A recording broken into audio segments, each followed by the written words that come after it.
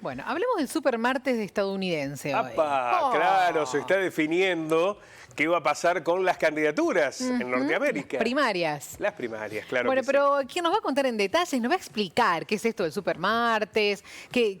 ¿Hasta cuándo se estira? ¿Qué significa todo esto? Se lo vamos a preguntar al que sabe. Claro que es sí. Pablo Güeve, analista político, profesor universitario. ¿Cómo estás, Pablo? Qué gusto. Buen día, Pablo. Un placer. El gusto es para mí. Muy buenos días, Mercedes, Pablo, compañeras, compañeros de Canal 13, Control Central, Teleaudiencia Federal. Qué gusto es estar con ustedes. Miren, si hay un país previsible sí. en todo, inclusive en los cronogramas electorales, es Estados Unidos de América. Desde hace más de 100 años, ellos tienen desde enero hasta junio, pautados. ¿Cuáles son los estados que inician? Iowa concretamente es el que inicia, luego pasamos por febrero, 2 o 3 estados que no son los más importantes, y en marzo el supermartes, donde votan 16 estados, de los cuales 2 son de los más grandes, California y Texas, y un territorio, Samoa Americana. De todas maneras, quiero contarles que probablemente estas sean las primarias más aburridas y previsibles de la historia. ¿Por qué? ¿Por qué? Por una cuestión, Mercedes.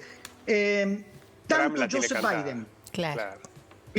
que tiene un contrincante testimonial, Dan Phillips, y lo único que puede pasar con los demócratas es que siga habiendo un voto de rechazo, un voto de cuestionamiento, primero por la edad, de la juventud demócrata no lo quiere, pero no hay otro candidato. Y por el lado republicano, se mandó a cuarteles de invierno el gobernador de Florida, Ron DeSantis, y únicamente le queda como contrincante, que yo creo que hoy se cae, la exgobernadora de Carolina del Sur, Carolina del Norte, perdón, la señora Nikki Haley. Nikki Haley, que únicamente desde enero hasta ahora ha ganado en Washington. Washington es un estado muy pequeño, no Washington DC, el estado de Washington, que da 63 delegados. ¿Por qué hoy es importante, Mercedes y Pablo? Porque en condiciones normales, es decir, en una primaria como las anteriores, donde por ejemplo el senador por Vermont, que un hombre de izquierda que le hacía peso a Hillary en su momento o a Biden luego, o en su momento Trump, que le ganó a los más pintados del Partido Republicano, hoy se elige 3 veces más delegados para las convenciones partidarias que todo lo que se votó hasta ahora. Recordemos que en Estados Unidos todo el sistema nacional es indirecto. Es decir, tanto la selección de candidatos presidenciales como la elección presidencial es un sistema indirecto. Si ustedes me permiten, y sin ninguna aspiración de ser una persona que adivina el futuro, lo mío es muy fácil. Uno lee el New York Times y sabe que hoy todas las encuestas dan ganador a Donald Trump y que hoy se termina Nikki Haley como opositora en el Partido Republicano y que Joseph Biden va a ser el candidato demócrata. Esto tiene solamente 2 excepciones en la historia inmediata. Recuerden ustedes que hay una pequeña regla no escrita en la política norteamericana. Si ustedes están en el gobierno, primer mandato, y pueden ser reelegidos y alguien los enfrenta en la primaria, es probable que ustedes pierdan las elecciones. Esto le pasó a Gerald Ford en 1976, republicano, cuando un ignoto Ronald Reagan lo enfrentó y dilató la definición del Partido Republicano, y luego un debilitado Gerald Ford perdió con con Jimmy Carter las elecciones presidenciales. Luego le pasó al revés.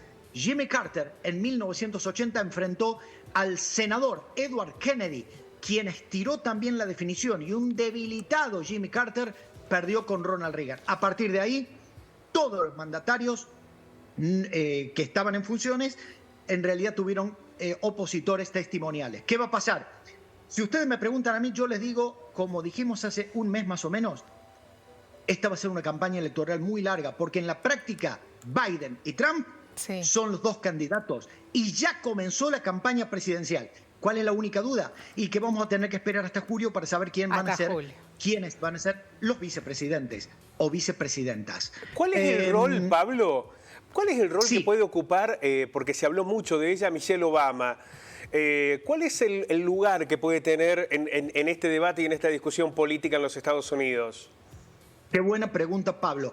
Te comento algo. Todas las encuestas dan que Michelle Obama sería la candidata que los demócratas quieren, pero Michelle Obama, que es una mujer joven dentro de lo que es la política norteamericana, les recuerdo que Barack Obama es más joven que yo, bueno, eso no es mérito, cualquiera es más joven que yo, y ya no puede ser más candidato a nada porque la Constitución de Estados Unidos prohíbe más de 2 elecciones presidenciales, más de 2 mandatos seguidos o alternados, mientras que su esposa, que es una mujer de fuerte carácter y muy representativa, no solo de los afrodescendientes, sino de las políticas feministas, ella hoy por hoy le ganaría una primaria a Biden, pero ella ha dicho que no quiere participación política ni candidaturas. Además, yo creo que se está cuidando porque este turno del año 2024, mal que me pese, se llama Donald Trump. Claro. Hoy ¿Y Trump cómo- le ganaría a Biden, por ejemplo.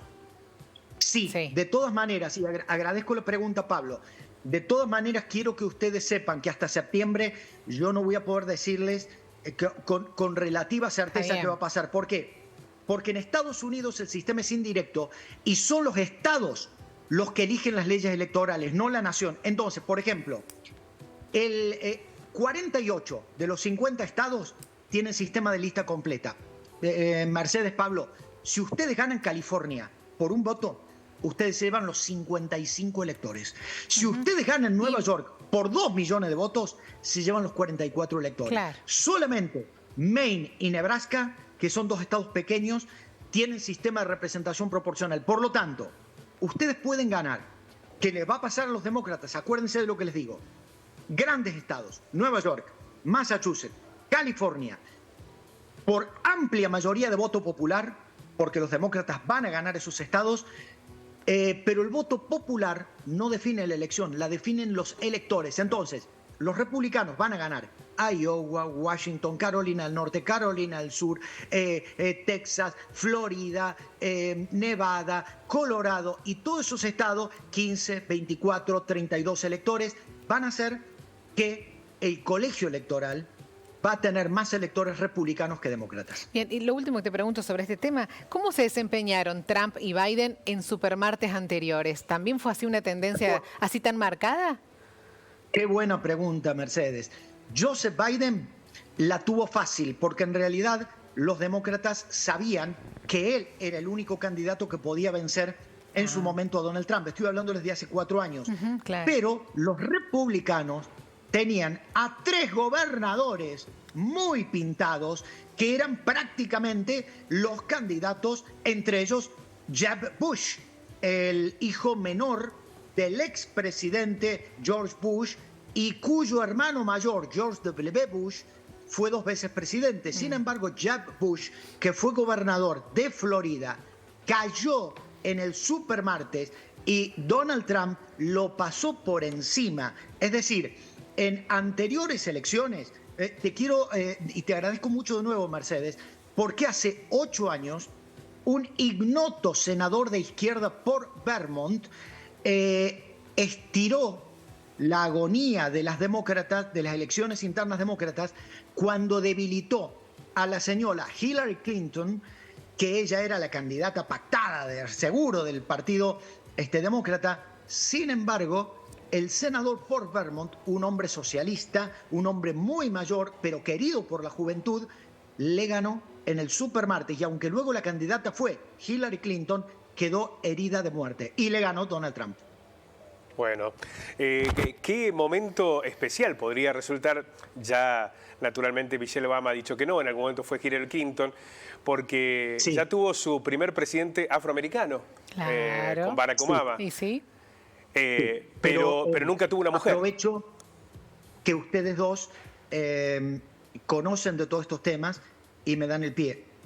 Estados Unidos, aunque les parezca mentira, no está preparado para que una mujer sea presidenta. Una mujer puede ser gobernadora, puede ser vicepresidenta, Mira. a pesar de que Kamala Harris, la actual vicepresidenta, ha tenido un rol muy opaco y no es referenciada por los norteamericanos.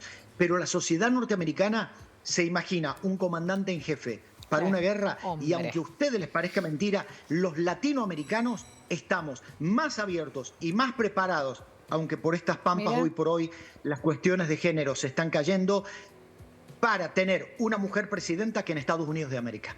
Bien, bueno, Bueno, es Pablo. interesante también para Sí, entender la sí. cultura y la historia norteamericana. Porque es un sistema tan diferente al Sí, nuestro que viste claro. que si no es difícil de entender. Pero bien, vos lo explicás siempre de una manera excelente y te lo agradecemos muchísimo. Bueno, Pablo. No, por favor. Si me permiten Sí. solo una frase. Sí. Ayer Francia dio un paso histórico en el mundo. Por primera vez en la historia del mundo, un país pone en la Constitución, artículo 34, la garantía de que es un derecho humano de las mujeres decidir sobre su propio cuerpo. Esto fue tomado por una... Mire, yo soy profesor de una materia que se llama Sistemas y Regímenes Políticos Comparados, que me obliga a conocer todas las constituciones del mundo. Yo les puedo asegurar que la mayoría para reformar la Constitución de Francia es tremenda. Hacen falta 3/5. Sin embargo, de 985 miembros del Congreso de Francia, 780 votaron a favor. Votó la derecha, votó el centro y votó la izquierda. Solo 70 votos en contra y 50 abstenciones. La izquierda de La France Insoumise, un partido de extrema izquierda, ¿qué dijo? Somos el faro para el mundo. Y me duele decirlo, citaron a la Argentina, porque dicen, esto que nosotros estamos planteando hoy como un derecho humano inalienable e indiscutible, donde la mujer, aún en el siglo XXI, gana menos que el varón por las mismas tareas y se ha naturalizado la violencia contra la mujer como algo que ya no escandaliza, pero en cambio sí escandaliza el lenguaje inclusivo o los derechos de género. Francia, dice la izquierda, quiere iluminar a esos países que hoy vuelven a poner en tela de juicio los derechos de las mujeres. Quiero contarles a ustedes dos, yo no soy objetivo. Más allá de que soy militante de Amnistía Internacional, como mi maestro y amigo Fabián Salvioli de la Universidad de La Plata, yo me declaro feminista, creo en los derechos de género, pero fundamentalmente una sociedad que naturaliza como algo normal la violencia contra la mujer, el segundo lugar de la mujer, y le cuestiona a la mujer, por supuesto, en voces masculinas, sus derechos humanos, es una sociedad más del precámbrico que del siglo XXI. Mientras la mujer avance, podemos decir que hay una sociedad que merece ser vivida. Muchísimas gracias, Un Pablo. abrazo. Un abrazo inmenso. Un abrazo fuerte. A ustedes, tengan una hermosa semana. Pablo Hueve, analista internacional y el contexto en los Estados Unidos y lo que se ha aprobado ayer en Francia con constitucionalmente la incorporación del aborto.